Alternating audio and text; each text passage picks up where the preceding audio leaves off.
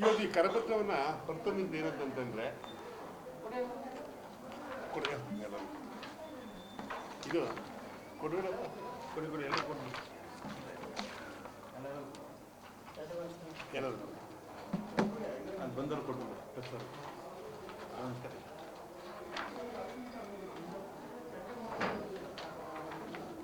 ಈ ಕರಪತ್ರ ಕಾಂಗ್ರೆಸ್ಗೆ ಸುಳ್ಳು ಮಾಹಿತಿಯನ್ನು ಅಂತಂದ್ರೆ ಅವ್ರು ಏನು ಹೇಳ್ತಾರೆ ಅಂತಂದರೆ ಈ ರಾಷ್ಟ್ರ ಸಂವಿಧಾನವನ್ನು ಬದಲು ಮಾಡ್ತಾರೆ, ಮೀಸಲಾತಿಯನ್ನು ರದ್ದುಪಡಿಸ್ತಾರೆ ಅಂತಕ್ಕಂಥ ಸುಳ್ಳು ವದಂತಿಯನ್ನು ಹಬ್ಬಿಸ್ತಾರೆ ಕಾಂಗ್ರೆಸ್ನವರು ಕೆಲವು ಸಂಘಟನೆಗಳು. ಡಾಕ್ಟರ್ ಬಾಬಾ ಸಾಹೇಬ್ ಅಂಬೇಡ್ಕರ್ ಕೊಟ್ಟಂಥ ಸಂವಿಧಾನ ಬಹಳ ಇಡೀ ವಿಶ್ವಕ್ಕೆ ಮಾದರಿ ಇರುತ್ತದೆ. ಸಮಬಾಳು ಸಮಪಾಲು ಸಾಮಾಜಿಕ ನ್ಯಾಯ ಕೊಡ್ತಕ್ಕಂಥ ದಿಕ್ಕಿನಲ್ಲಿ ಎಲ್ಲ ಜಾತಿ ಧರ್ಮ ವರ್ಗವನ್ನು ಸಮಾನ ಕಂಡಂಥ ಈ ಸಂವಿಧಾನ,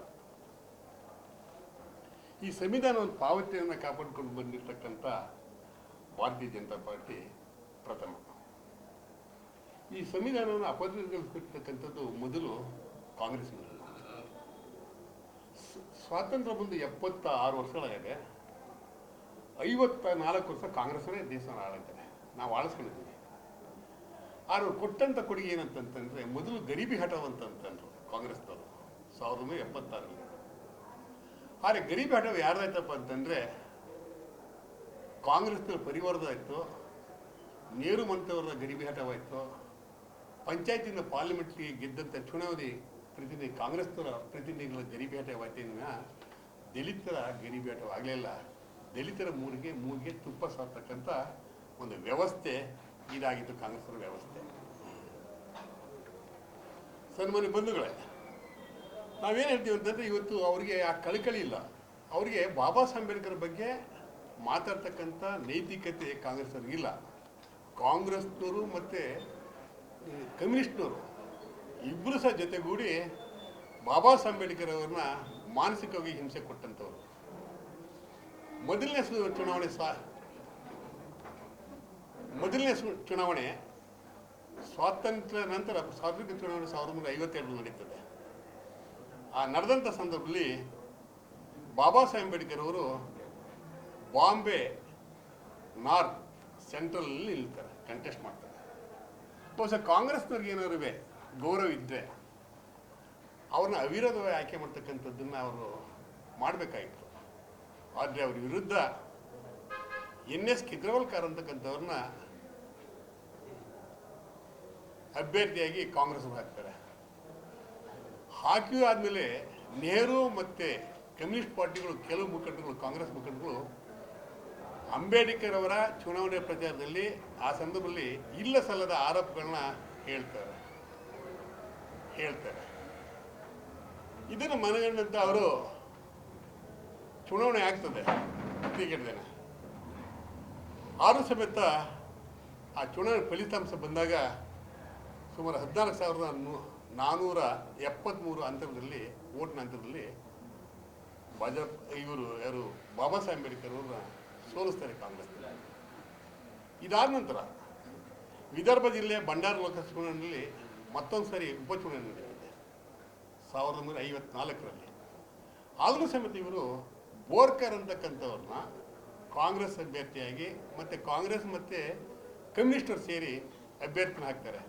ಅವತ್ತು 1,32,486 ಓಟ್ ತಗೋತಾರೆ. ಸುಮಾರು 8,884 ಓಟ್ನ ಅಂತರದಲ್ಲಿ ಸೋಲ್ತಾರೆ. ಅವತ್ತು ರಿಸಲ್ಟ್ ಬರುವಾಗ ಬಾಬಾ ಸಾಹೇಬ್ ಅಂಬೇಡ್ಕರ್ ರಂಗೂನಲ್ಲಿರ್ತಾರೆ, ಬೌದ್ಧ ಒಂದು ಸಮಯಸ್ಥಲ್ಲಿ. ನಾನು ಹೇಳ್ತೀನಿ ಇವರಿಗೆ. ಇದಾದ ನಂತರ ಅವರು ಅಷ್ಟೆಲ್ಲ ಅನುಭವಿಸ್ತಾರೆ. ಇದಾದ ಮೇಲೆ ಇವರು ಮಹಿಳೆಯರ ಬಗ್ಗೆ ಹೇಳ್ತಾರೆ. ಮಹಿಳೆಯರ ಬಗ್ಗೆ ಕಾಂಗ್ರೆಸ್ ಬಹಳ ಹೇಳ್ತಾ ಇದ್ದಾರೆ. 1951 ಫೆಬ್ರವರಿ 5ನೇ ತಾರೀಕು ಪಾರ್ಲಿಮೆಂಟಲ್ಲಿ ಬಾಬಾ ಸಾಹೇಬ್ ಅಂಬೇಡ್ಕರ್ ಅವರು ಲಾ ಮಿನಿಸ್ಟರ್ ಆದಾಗ ಹಿಂದೂ ಕೋಡ್ ಬಿಲ್ಲನ್ನು ಮಂಡನೆ ಮಾಡ್ತಾರೆ. ಹಿಂದೂ ಕೋಡ್ ಬಿಲ್ ಮಂಡನೆ ಅಂತಂದರೆ ಮಹಿಳೆಯರಿಗೆ ಸಮಾನತೆ ಕೊಡಬೇಕು, ಎಲ್ಲ ರಂಗದಲ್ಲೂ ಸಮಾನತೆ ಕೊಡಬೇಕಂತಕ್ಕಂಥದ್ದನ್ನ ಅಡಕವಾಗಿ ಆ ಮಂಡನೆಯ ನಿರ್ಣಯವನ್ನು ಮಂಡಿಸಿದಾಗ ಇದೇ ಕಾಂಗ್ರೆಸ್ನವರು ಅದನ್ನು ಆ ಮಂಡನೆಗೆ ವಿರುದ್ಧವಾಗಿ ಮತ್ತೆ ಹಾಕಿ ಸೋಲಿಸ್ತಾರೆ. ಇದಾಂತಂದ್ರೆ ಬಾಬಾ ಸಾಹೇಬ್ ಅಂಬೇಡ್ಕರ್ ಅವರು ಈ ಒಂದು ಕೆಟ್ಟ ವ್ಯವಸ್ಥೆಯಲ್ಲಿ ನಾನು ಇರೋದು ಬೇಡ ಅಂತ ಹೇಳಿ ಸೆಪ್ಟೆಂಬರ್ 27ನೇ ತಾರೀಕು 1951ರಲ್ಲಿ ರಾಜೀನಾಮೆ ಪತ್ರ ಬರೆದು ಎಡಗಲ್ ಸೈನ್ ಮಾಡಿ ನಿನ್ನ ಮಂತ್ರಿ ಪದವಿಗೆ ಬೇಡ ಅಂದ್ಬಿಟ್ಟು ಮುಖದ ಮೇಲೆ ನೆಹರು ಮುಖದ ಮೇಲೆ ಬಿಸಾಕ್ತಾರೆ. ರಾಜೀನಾಮೆ ಕೊಟ್ಟು ಬರ್ತಾರೆ. ಇದು ಕಾಂಗ್ರೆಸ್ ಅವ್ರಿಗೆ ಅರಿವಾಗಿಲ್ಲ. ಇವರು ಇವತ್ತು ಹೇಳ್ತಾರೆ, ಮಹಿಳೆಯರ ಬಗ್ಗೆ ಭಾಳ ಹೇಳ್ತಾರೆ. ಯಾಕೆ ಅವತ್ತು ಸಮಾನತೆ ಕೊಡಲಿಲ್ಲ, ಸಮಾನತೆಗೆ ಅವಕಾಶ ಯಾಕೆ ಕೊಡಲಿಲ್ಲ? ಇದು ಕಾಂಗ್ರೆಸ್ಸಿನ ಒಂದು ಗೋಮುಖ ವ್ಯಾಘ್ರದ ಪ್ರವೃತ್ತಿ.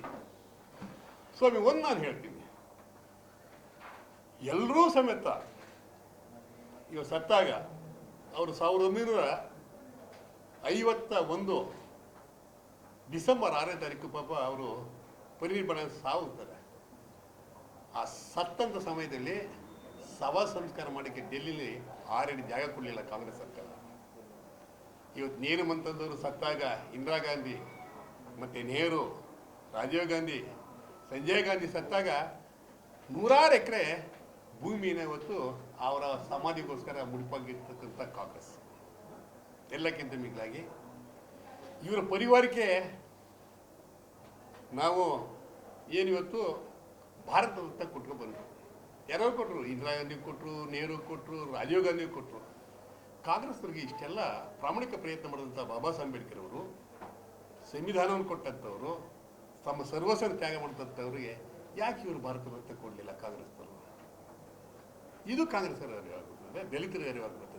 ಆದರೆ 1990ರಲ್ಲಿ BJP ಸಂಸದರ ಸಹಕಾರದಿಂದ ಕೇಂದ್ರದಲ್ಲಿ ಸರ್ಕಾರ ರಚನೆ ಮಾಡಿದ VP ಸಿಂಗ್ ಅವರು ಭಾರತ ರತ್ನವನ್ನು ಬಾಬಾ ಸಾಹೇಬ್ ಅಂಬೇಡ್ಕರ್ ಅವರಿಗೆ ಮರಣೋತ್ತರ ಭಾರತ ರತ್ನ ಪ್ರಶಸ್ತಿ ಕೊಟ್ಟರು. ಇವರು ನಾಚಿಕೆ ಬೇಕು, ಕಾಂಗ್ರೆಸ್ನವ್ರು ನಾಚಿಕೆ ಬೇಕು. ನಾನು ಅದನ್ನೇ ಹೇಳ್ತೀನಿ ಒತ್ತಿ. ಇವರು ಅನೇಕ ಬಾರಿ ಸಂವಿಧಾನವನ್ನು ತಿದ್ದುಪಡಿ ಮಾಡಿದಂಥವರು, ಆ ಕೀರ್ತಿ, ಸಂವಿಧಾನವನ್ನು ವೀಕ್ ಮಾಡ್ತಿರ್ತಕ್ಕಂಥವ್ರು ಇವರು ಕಾಂಗ್ರೆಸ್ನವರು.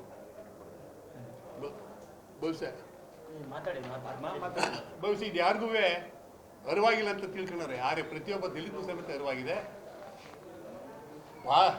ಇವತ್ತು ಒಂದು ಮಾತು ನಾನು ಹೇಳ್ತೀನಿ, ಇಷ್ಟೆಲ್ಲವನ್ನು ನೋಡಿದಾಗ ನಾವು ಕಾಂಗ್ರೆಸ್ಸರು ಅವರು ಎಚ್ಚೆತ್ಕೊಂಡಿದ್ದಾರೆ.